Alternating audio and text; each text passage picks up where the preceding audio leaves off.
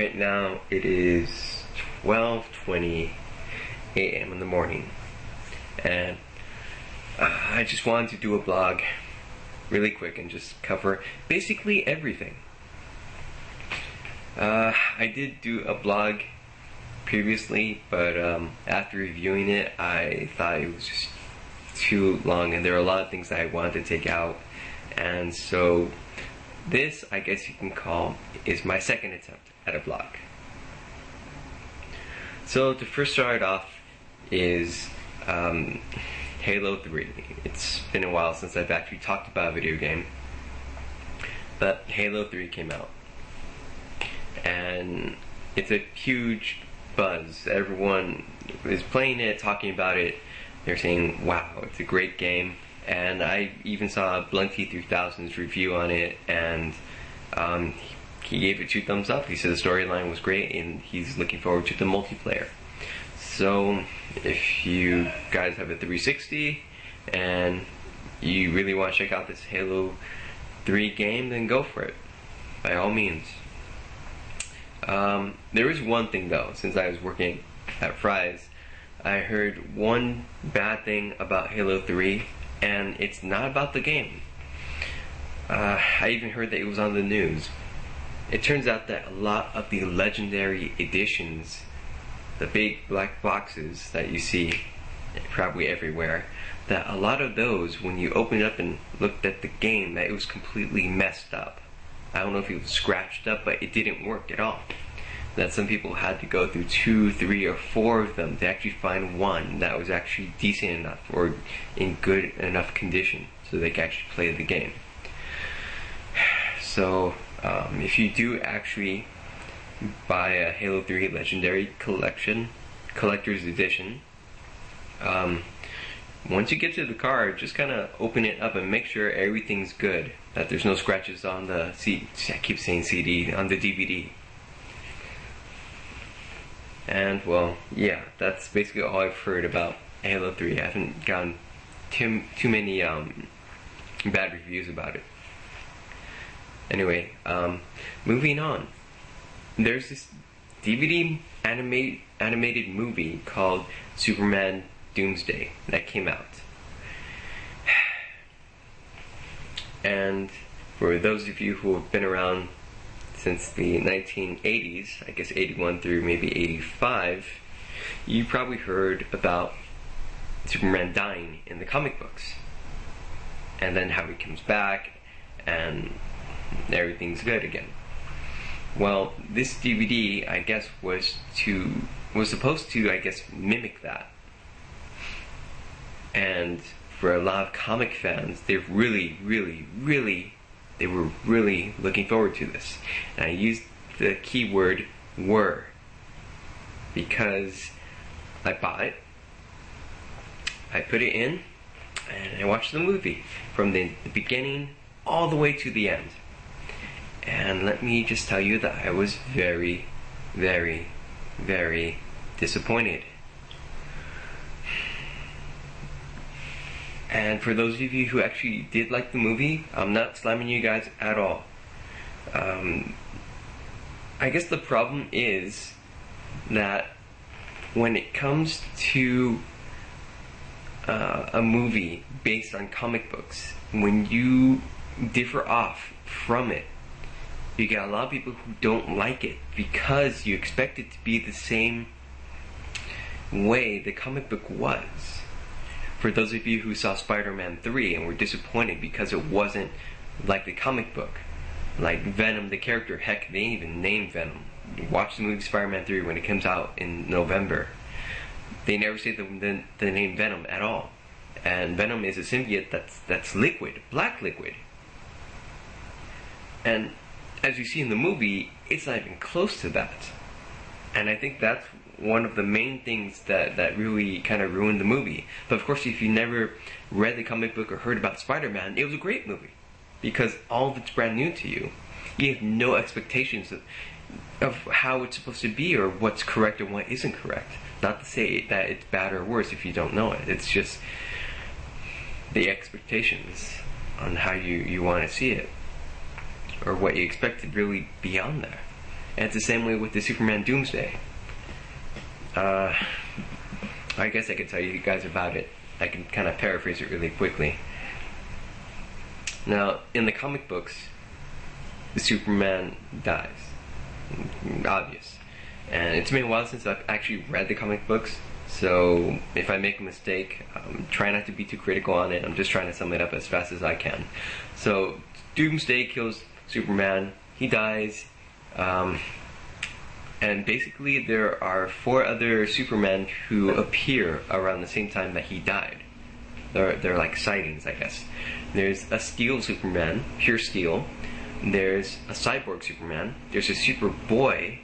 And there's another Superman who has like visors. I didn't get that part. But yeah, there's 4 of them now. And so they're out saving people, and everyone's trying to figure out, well, which one's the real Superman, and who could it be? And then, after a while, we figure out that the Cyborg Superman is the enemy. And that he's cooking up some evil master plan. And amazingly, I believe Green Lantern comes and brings the original Superman back. I don't know how he does it, because that issue was so rare back then that I don't know, but he brings him back somehow. He wears a black suit with a big S on his chest, and that's how you know that it's original Superman. You know, it's just it's really, how do you say, symbolic that you can tell that he is the original one. And so he goes to battle the Cyborg Superman, and finally defeats him. It's a huge build-up, and Superman wasn't in the comic books for a few months. Maybe 4 or 5, I don't know how many months he was in there. But it was just a great, huge build-up. And then finally he defeats the Cyborg Superman, and poof, he's back. And everything's just great. You know, the other 3 Supermen that were there helped Superman go fight the other Cyborg. In fact, one of them practically risked his life. I don't know if he actually survived or not. But you can see that it's just a huge, huge build-up. And now, we go back to DVD. Superman. Where the drawing, or the animation of the actual whole entire cartoon is different from the animation on the Superman series. If you've seen Superman, the animated series, all 3 seasons, and then Justice League Unlimited, you'll be disappointed a little bit, because they drew them differently. Superman, or Clark Kent, looks older. Lois Lane looks really different. I don't know why, but she looks really different. The voice acting, so if you've watched all of the Superman cartoons, they changed the voice actor altogether, so he doesn't even sound right. None of them do, in fact. Lex Luthor sounds really, really bizarre. Anyway, so they have, I guess, here's the whole thing that happens, okay? And then I'll recap on something else that happened throughout Superman, which is kind of lame. But Superman fights Doomsday, and of course, you know, he defeats Doomsday, Superman dies, and then they bury him. It's a huge, you know, monument all dedicated to him. And then it seems like no less than 2 days pass by, and look, he comes back, just like that. And you know, he helps save, you know, a school bus full of children. It sounds really lame, but it's a little more, I guess, exciting than that.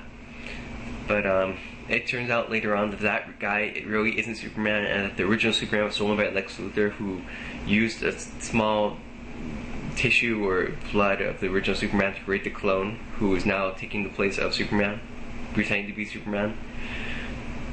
And so later on, in the Fortress of Solitude, there's a machine, I guess that Superman built, or maybe it was left over from Krypton, I don't know what. It comes and goes into Lex Luthor's building. It doesn't really show him doing this, but it snatches the original Superman's body, takes him back to the to his sanctuary, I guess you can say, and that's where Superman kind of heals. So he didn't technically die, but everyone thought he died because his pulse rate dropped to a super low rate to where they pronounced him dead, but he wasn't really dead. Anyway, so he's recovering, and the Air Superman is starting to get out of control. He's kind of not wreaking havoc, but becoming more of like, I'm in charge, and if you guys don't like it, then too bad. And so he's really blowing things out of proportion. Anyway, Superman finally recovers. He puts on the black suit, which supposedly helps him absorb sunlight. I'm not sure if that's the same way as it was in the comics, but it seemed a little lame. So he goes back, fights the clone Superman, and that's pretty much the end of it. You know, he wins over there, Superman, and that's it. It seems like it's a repeat of an episode of the first Superman, the animated series, where Luthor did clone Superman, but the only difference is that the clone Superman turned into Bizarro. But in this one, Superman actually stayed Superman. He didn't become Bizarro. So it looked like it was just a repeat episode. And the one thing I do want to point out is, at the beginning of the movie, I guess Lois Lane is like together with Superman, but they were trying to keep it a secret. But she still doesn't know that he's Clark Kent. But she knows that he has a secret identity. And so that's like one of the main things that they talk about, kind of had a small argument over. But you can just tell that that was going to be one of the like emotional little subplots that goes throughout the whole entire film and then gets resolved right at the end. It's like they weren't even trying to hide it. And then, of course, at the end, you know, he reveals his secret identity, but she kind of already knew, and it just kind of, I don't know, it wasn't a good movie. I heard from comic book fans who were really waiting for this, expecting a great, amazing movie to follow the comic book and to really show how it was meant to be, and you get this instead. So, yeah.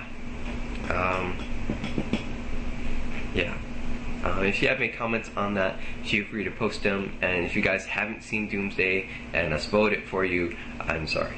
I didn't mean to. I should have put spoilers. Heck, I'll probably put spoilers up on here so you guys can try to avoid it if you haven't seen it. Let's see. Anything else? Oh, yes. So I've actually started using Stick'em again. I've been chatting with one of my other fellow YouTubers, our evil one. Yeah, I like saying it like that. And it's actually pretty interesting. If you guys haven't heard of Stick'em.com, go ahead and go on there. Just use a web camera, like the one I'm chatting on or talking on right now.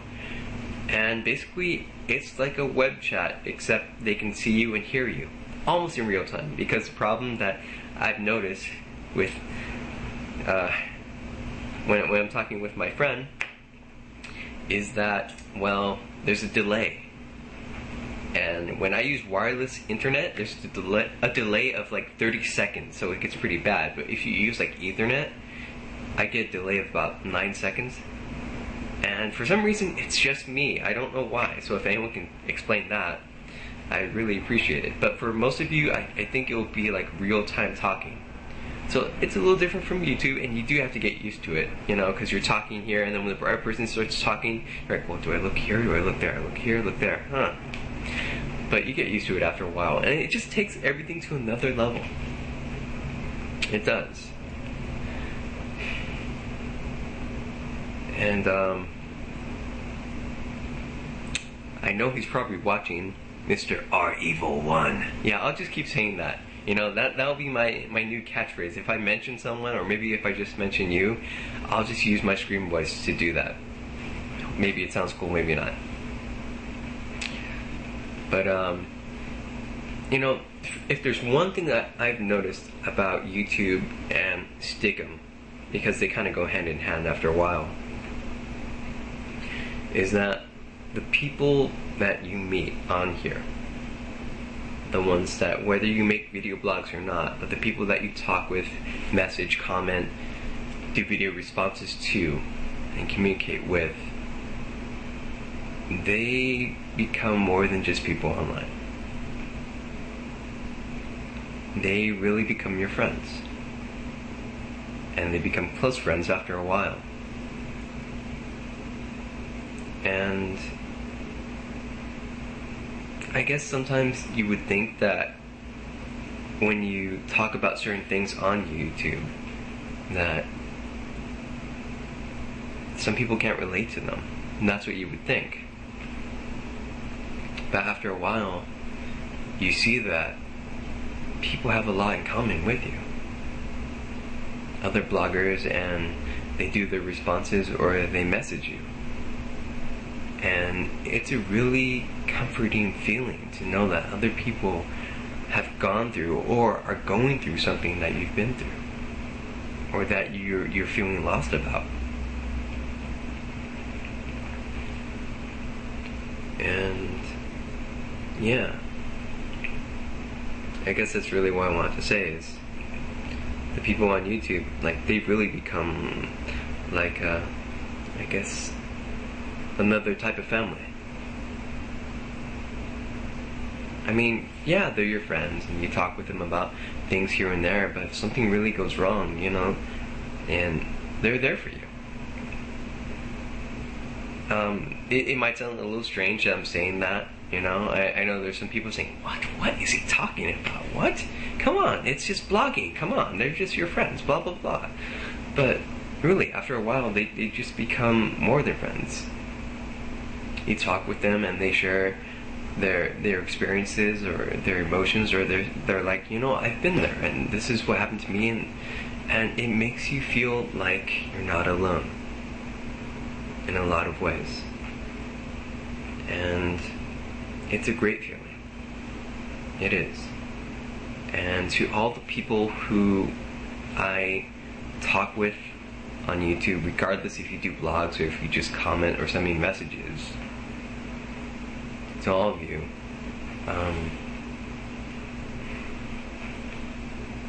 I consider you friends. Even though there might be some who don't have photos of themselves, or, you know, they don't have their own videos, I still consider you one way or another friends. And of course the ones that do blogs are the ones that comment back and forth with me. You guys become closer friends. And I guess I just want to say thank you for being here for me through the difficult times and even the fun times.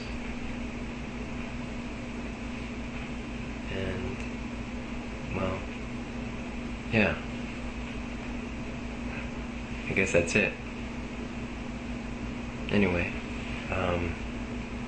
wow, it's getting late, so I guess I'm gonna call it a night, and I'll talk to you guys later. Bye.